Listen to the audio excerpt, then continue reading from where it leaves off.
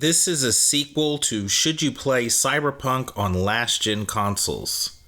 So on March 29th of this year, Cyberpunk 2077 finally got its 1.2 patch.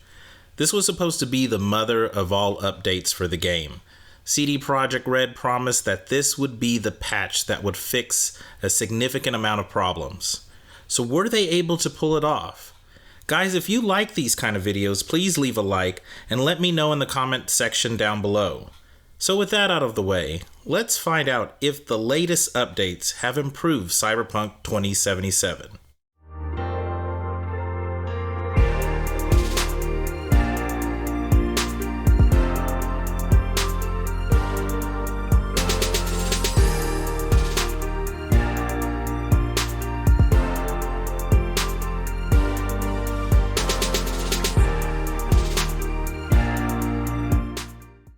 Welcome back to the channel, guys. I am Ryofu and you are watching The Gaming Harbinger. Patch 1.2 has been out for Cyberpunk roughly a month and a half. So the question is, did this patch help last-gen consoles?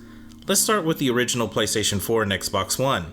Before the 1.2 patch, PlayStation 4 was running at up to 900p and 27 to 30 frames per second, and the base Xbox One was running up to 810p, sometimes dropping into 720p and hitting 20 to 23 frames per second. By the way, these numbers are peak numbers, so both did perform lower on occasion. The game didn't run amazing on the base PlayStation 4, but I did state this version of the game is the lowest you want to go. I also said that I did not recommend playing the game on the base Xbox One. The long story short is that the improvements are minor in terms of overall performance. We are talking about heavy congested areas only improving by a mere 2 to 3 frames. With that being said, crashes that happened on both systems appear to be fixed. If you look at bug fixes on the patch list, it's quite extensive. This makes both versions a little more tolerable. But I still stand by my initial statement that I would only play the PlayStation 4 version if you own the console already and can only afford the game. Now let's start with the PlayStation 4 Pro. Before this patch, the PlayStation 4 Pro was getting up to 1188p, sometimes dropping to 972p. However, it was the most stable 30 FPS experience you could get on last-gen hardware. This patch has taken the PlayStation 4 Pro to the next level. While the base consoles only get marginal improvements, the PlayStation 4 Pro has areas where the game improves up to 8 frames. This is going to be noticeable.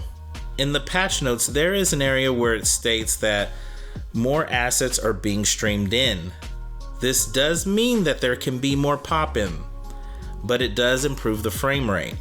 I think this was a good choice ultimately, and this is, to be honest, the best way to play Cyberpunk. It's on the PlayStation 4 Pro. There is one visible caveat. Oddly enough, the game can still crash on the PlayStation 4 Pro. This is very disappointing since everything else is a win. So with that being said, you're probably wondering, well, what about the Xbox One X version? Did it improve at all? Initially, the game was running at 1674p, hitting 27 to 30 frames per second with random stutters. If you experienced any crashes at all on the X, they appear to be gone. Aside from that, the game runs essentially the same. This is the console I am actually playing the game on, and I can honestly say I do not see a difference. The congested areas do not run smoother to me in my opinion. It looks the same. You could say I'm a little disappointed.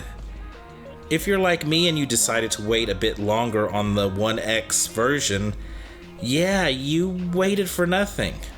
And you know, it's a shame. It's a damn shame because I was really into it when I stopped. Now to know that the game essentially runs the same as it did before the patch, I should have just kept playing. But you know how it is, you can't win them all.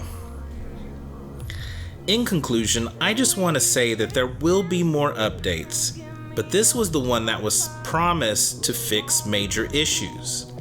And they did fix a lot. Just look at the info on the patch notes. But it appears performance on last-gen consoles were pushed aside, unfortunately. I feel as if this will leave a lasting impression on CD Projekt's reputation as well as Cyberpunk.